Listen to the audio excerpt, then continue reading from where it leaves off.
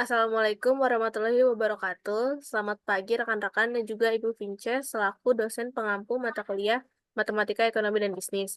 Pada hari ini saya Dilasini Zakaria dengan NIM 241111275 dan juga rekan saya. Fitri Ivan Salsabila dengan NIM 24101111276. Kami akan mempresentasikan mengenai pengaruh pajak terhadap keseimbangan pasar. Yang pertama ada pajak spesifik. Pajak spesifik adalah pajak yang dikenakan oleh pemerintah. Dalam ini ada sebesar T rupiah per unit. Hal ini menyebabkan produsen menaikkan harga jual barang tersebut sebesar tarif pajak per unit. Pengaruh pajak spesifik terhadap keseimbangan pasar yaitu pajak yang dikenakan atas penjualan suatu barang menyebabkan harga jual barang tersebut naik. Setelah dikenakan pajak, produsen akan berusaha mengalihkan sebagian beban pajak tersebut kepada konsumen, yaitu dengan menawarkan harga jual yang lebih tinggi. Akibatnya, harga keseimbangan yang tercipta di pasar menjadi lebih tinggi daripada harga keseimbangan sebelum pajak, sedangkan jumlah keseimbangan harganya menjadi lebih sedikit. Berikut adalah contoh soal pajak spesifik. Diketahui fungsi permintaan dan penawaran dari suatu produk serta pajak per unitnya yang dikenakan oleh pemerintah yaitu PD sama dengan 12 min Q, PS sama dengan Q plus 2 serta T-nya adalah Rp 6 per unit. Lalu tentukan A berapakah harga dan jumlah keseimbangan pasar sebelum dan setelah kena pajak. Yang pertama, pajak sebelum. Cara menghitung pajak sebelum adalah PD sama dengan 12 min Q, PS sama dengan Q plus 2. Lanjut, PD sama dengan PS. PD-nya yaitu 12 min Q, sama dengan Q plus 2. Lalu dipindah ruas menjadi 12 dikurang 2 sama dengan 2Q. 12 dikurang 2 sama dengan 10, dan 2Q-nya turun. Jadi 10 dibagi 2 yaitu 5. Jadi QE-nya itu adalah 5. Lanjut, mencari PE-nya, yaitu 12 dikurang 5 sama dengan 7. Lalu lanjut mencari pajak sesudah. PS aksen sama dengan Q plus 2 plus 6. PS aksen sama dengan Q plus 8. Lalu P sama dengan 0, Q sama dengan 8. P sama dengan min 8, Q sama dengan 0. Lalu cara mencari QE aksen dan P aksennya yaitu dengan rumus PD sama dengan PS aksen. PD-nya yaitu 12 min Q sama dengan PS aksennya Q plus 8. Pindah ruas menjadi 12 dikurang 8 sama dengan 2Q. 12 dikurang 8 sama dengan 4 dan 2Q turun. Lalu cara mencari QE aksennya yaitu 4 dibagi 2 sama dengan 2. Lalu 2 dimasukkan ke persamaan 12 dikurang 2 sama dengan 10. Jadi P aksennya 10. Lalu cara mencari pajak konsumen yaitu rumusnya TK sama dengan P aksen dikurang PE. Sama dengan PE aksennya 10 dikurang PE-nya 7 sama dengan 3. Lalu cara mencari totalnya yaitu TK dikali QE aksen sama dengan 3 dikali 2 sama dengan 6. Lalu cara mencari pajak produsennya yaitu dengan rumus TP sama dengan T dikurang TK. T-nya itu 6, TK-nya itu 3 jadi sama dengan hasilnya 3. Lalu cara mencari pajak total pemerintah yaitu T sama dengan T dikurang QE aksen.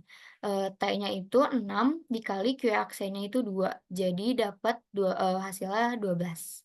Lalu ini ada eee, grafik hasil dari pencarian tadi.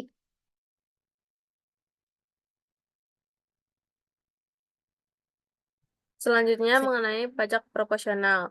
Pajak proporsional adalah pajak yang besarnya ditetapkan berdasarkan persentase tertentu dari harga jual, bukan ditetapkan secara spesifik per unit barang. Variabel pajak sendiri disimbolkan dengan huruf T. Dalam keseimbangan pasar, pajak akan mempengaruhi atau mengurangi jumlah penawaran.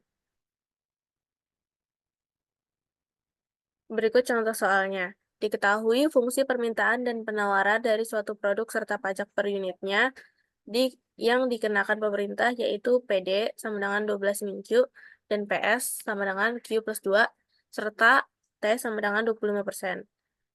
Tentukan berapa harga dan jumlah keseimbangan pasar sebelum dan setelah kena pajak, berapa besar pajak dan penerimaan total oleh pemerintah, berapa besar pajak yang ditanggung oleh konsumen dan produsen. Berikut penyelesaiannya. Yang pertama, harga jumlah keseimbangan pasar sebelum dan setelah pajak. PD sama dengan PS, 12 min Q sama dengan Q plus 2. 2 dipindah ruaskan ke sisi kiri menjadi 12 dikurang 2 sama dengan 10. Lalu Q dipindah ruaskan ke sisi kanan menjadi 2Q. QE sama dengan 5 hasil dari 10 dibagi 2, sedangkan PE sama dengan 7 hasil dari 12 dikurang 5. Lalu mencari PS aksen sama dengan Q plus 2 ditambah seperempat P. PS aksen dikurang seperempat P sama dengan Q plus 2. Hasilnya 3 per 4 sama dengan Q plus 2. P sama dengan 4 per 3 ditambah 2,6. Jika P-nya 0, maka Q-nya min 1,95. Jika Q yang 0, maka P-nya 2,6. Berikut perhitungan lanjutnya. PD sama dengan PS aksen 12 min Q sama dengan 4 per 3 Q plus 2,6. Lalu dipindah ruaskan 2,6 ke sisi kiri menjadi 12 dikurang 2,6 sama dengan Q plus 4 per 3 Q. Hasilnya 9,4 sama dengan 7 per 3 Q. Lalu dipindah ruaskan lagi ke sisi kiri menjadi 3 per 7 dikali 9,4. 3 per 7 dibalik dari 7 per 3. QE aksen sama dengan 4,02, PE aksen sama dengan 7,98. Lalu selanjutnya mencari TK sama dengan PE aksen dikurang PE. PE aksennya tadi 7,98 dikurang 7, hasilnya 0,98, lalu dikali 4,02, hasilnya 3,9396. Lalu mencari TP. T dikurang TK. T sama dengan 25%, P aksen. 25% dikali 7,98 sama dengan 1,995. TP 1,995 dikurang 0,98 sama dengan 1,015 dikali 4,02 sama dengan 4,0803. T, T besar sama dengan T dikali kayak QE aksen sama dengan 1,995 dikali 4,02, hasilnya 8,0199. Untuk memastikan, maka 3,9396 ditambah dengan 4,0803 hasilnya 8,0199. Lanjut ke pajak maksimum. Pajak maksimum merujuk pada batas tertinggi yang dapat dikenakan sebagai pajak atau suatu objek pajak. Pajak ini berpotensi mempengaruhi harga dan kuantitas yang diperdagangkan. Jika pajak melebihi batas maksimum, hal ini dapat mengurangi insentif bagi produsen dan konsumen, sehingga mengakibatkan penurunan keseimbangan pasar, pengurangan total surplus, dan peningkatan kemungkinan terjadinya pasar gelap. Oleh karena itu, penetapan pajak maksimum penting untuk menjaga efisiensi pasar dan meminimalkan dampak negatif terhadap kesejahteraan ekonomi. Soalnya masih sama dengan yang tadi. Berikut adalah perhitungannya jika digunakan dengan pajak maksimum. Berikut contoh soal dan juga grafiknya. Sekian dari kami, kurang lebihnya mohon maaf. Wassalamualaikum warahmatullahi wabarakatuh.